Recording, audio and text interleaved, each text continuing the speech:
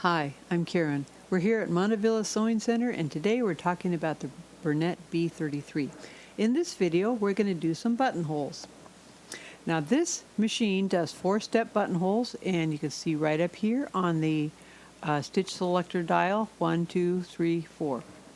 Okay, it has a buttonhole foot, and this is what it looks like. So we want to take the regular foot off, move that off to the side, and put our buttonhole foot on.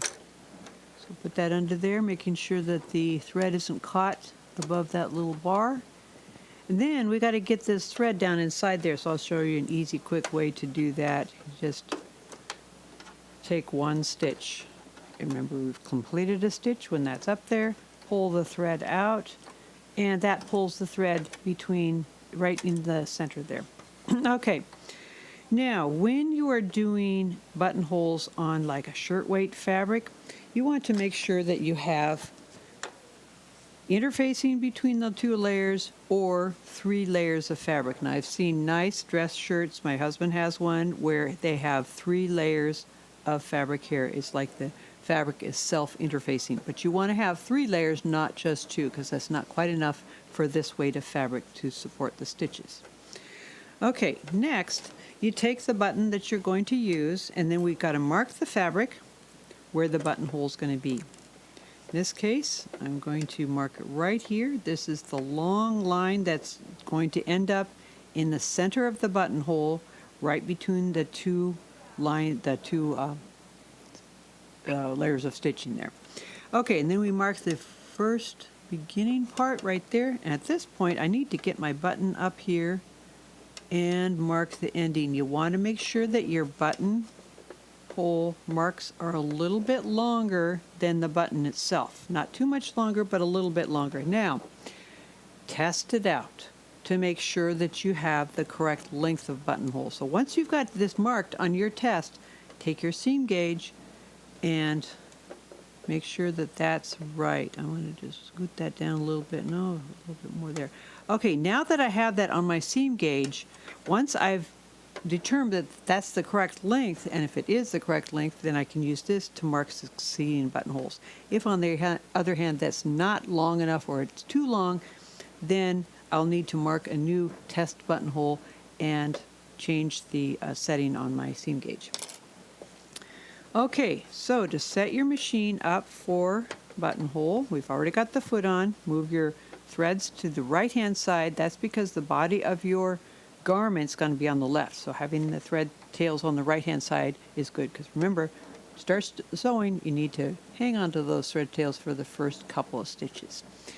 Okay, so we're going to move this stitch length into buttonhole. It's going to be really short stitches, real close together. Then we move over here to 1. That's going to be the first part of the buttonhole, the left hand side. Okay, and then we put our fabric under here so that that center long line is right in the middle of the box there, and the short cross mark is right under where the needle's going to drop. Now you can see the needle's off to one side. That's okay, but it's touching my side-to-side mark. That's what I want.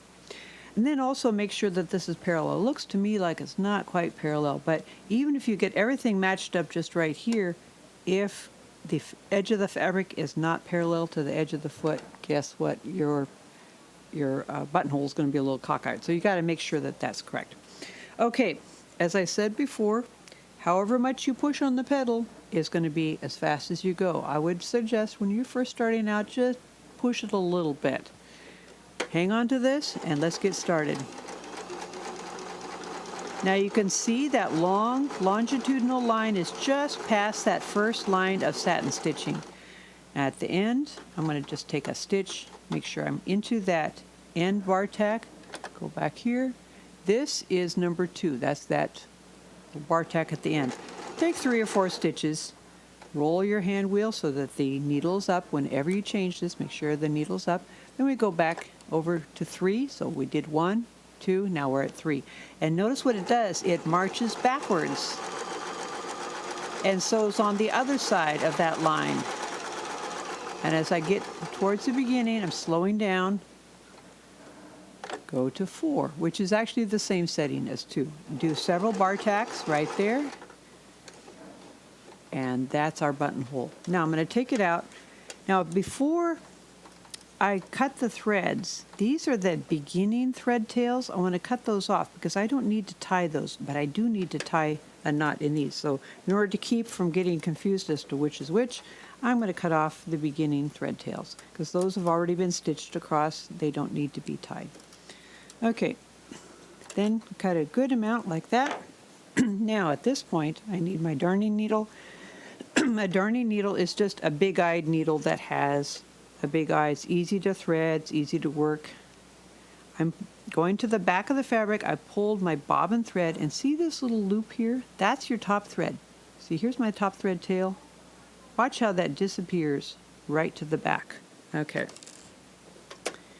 We tie this off. Now you're going to need to do this for each of your buttonholes because the buttonholes are not automatically locked, and there's really no way to do that other than maybe doing a stitch in place or something like that, but it's more secure actually to tie it off. And do a square knot. Square knot is left over right, right over left. Makes a square knot good and tight. Then the thread tails, I like to bury them. Now you can just cut them off like 3/8 of an inch away from the edge, but I'm kind of a perfectionist, so I like to bury them between the layers of fabric. So, big-eyed needle, you can thread it really easily. That's why I love these darning needles, and pull that right through and see how that's nice and neat. Now I can cut my thread tails a 1/2 inch long or something like that. That's the buttonhole. So, how do we do the buttonhole? Well, we got to open it using our seam ripper. So your seam ripper, you have one of these in your accessory packet. Start here down at the bottom. Actually, it might be a good idea if you haven't done buttonholes before to put a pin right up here at the top, just inside that bar tack. That protects the bar tack so that you don't accidentally slice all the way through. It's usually not a problem if you have a nice, sharp, new seam ripper, but if you have an old one, that is a possibility.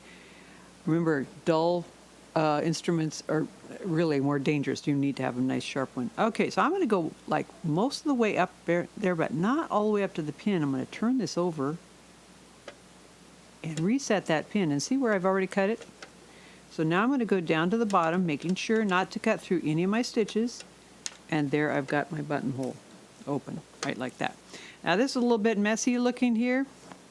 This is where you can make your home sewn things look better than ready to wear. Ready to wear, whenever I buy a new shirt, I go through the buttonholes and I cut off all these excess little threads because they don't take the time to do that. But we home sewers, we take the time to make our stuff look beautiful. Okay, now's the test. Does that buttonhole go through there? It goes through there wonderfully well. Now, I've made buttonholes for a long time, so I know about how much longer to mark it. But if it was too short or too tight, like if you had to really work to get that button through there, that's not good. Then you may want to make another one a little bit longer according to your seam gauge.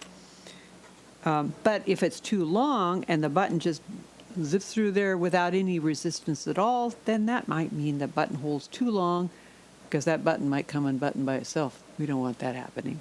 So this happens to be just the right length, which means now I can use this measurement on my seam gauge to make all of my other buttonholes. That is sewing buttonholes on your B33. I hope you've enjoyed this video. If you have, give us a thumbs up. And if you have comments or questions, you can leave those in the area down below. We also have lots of other videos on our Montavilla YouTube channel, so stay tuned. Thanks for watching. Bye.